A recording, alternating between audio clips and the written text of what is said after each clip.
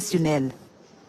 Et le Conseil des ministres s'est tenu ce mercredi 21 mai au Palais de la République. Le compte-rendu officiel a été présenté par le ministre porte-parole du gouvernement, Moustapha Ndiaye Sarré. On l'écoute.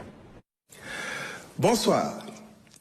Le président de la République, son Excellence Bassirou Diomaye Diakhar Faye, a tenu à lancer un appel solennel à l'ensemble des acteurs politiques et des forces vives de la nation pour une participation active et réussie au dialogue national sur le système politique qu'il ouvrira officiellement le 28 mai 2025. Le ministre de l'Intérieur, en coordination avec le cabinet présidentiel et le facilitateur général, veillera à la mobilisation de toutes les parties prenantes, partis politiques, sociétés civiles, syndicats, employeurs, leaders religieux et coutumiers, ainsi que les organisations de jeunesse et de femmes, afin d'assurer le bon déroulement des travaux conformément aux termes de référence validés.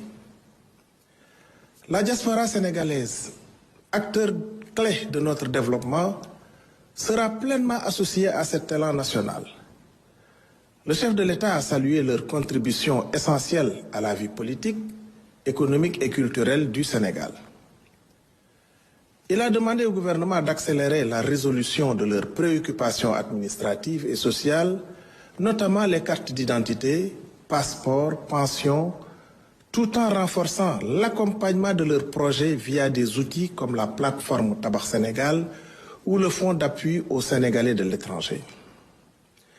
Une journée nationale de la diaspora sera organisée à Dakar en décembre 2025 pour valoriser leur rôle dans la construction d'un Sénégal prospère et uni. Sur le plan économique, le débat d'orientation budgétaire à l'Assemblée nationale avant fin juin 2025 devra présenter la nouvelle stratégie de l'État en accélérant les réformes pour une transformation durable. Le Premier ministre, M. Ousmane Sonko, pilotera la préparation de ce cadre en lien avec les ministères concernés pour garantir la transparence et l'efficacité. Enfin, le président de la République a insisté sur l'organisation du Forum Invest in Sénégal prévu les 7 et 8 octobre 2025 pour attirer les partenariats win-win et sur la campagne de commercialisation de l'anacarde où le gouvernement devra mobiliser tous les moyens logistiques et sécuritaires tout en soutenant la transformation locale pour relancer cette filière stratégique. Le Premier ministre Ousmane Sonko a quant à lui tenu à rappeler l'importance nationale de la fête de la Tabaski, un événement religieux majeur. Pour garantir son bon déroulement, un conseil interministériel a été organisé avec des mesures concrètes, assouplissement des contrôles pour les camions transportant des moutons, exonération fiscale, renforcement de la sécurité sur les points de vente et autorisation pour les bergers d'accompagner les animaux.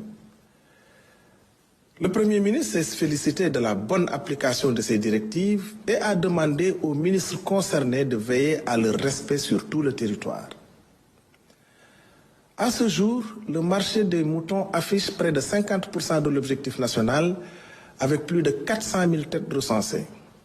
Les points de vente sont bien aménagés et les marchés de l'oignon et de la pomme de terre restent stables. Le gouvernement agit aussi pour la solidarité nationale avec des aides financières destinées à des milliers de ménages vulnérables afin que tous puissent célébrer la Tabaski dans la dignité. Enfin, le Premier ministre a fait le point de sa visite d'amitié et de travail au Burkina Faso, riche d'échanges fructueux avec son homologue burkinabé, le Premier ministre, M. Rim Talba Jean-Emmanuel Ouedraogo, et d'une participation remarquée à l'inauguration du mausolée du président Thomas Sankara, figure politique d'envergure et héros du continent africain. Il remercie chaleureusement le peuple ami et frère du Burkina Faso pour l'accueil qui lui a été réservé. Je vous remercie pour votre aimable attention et vous souhaite une excellente soirée.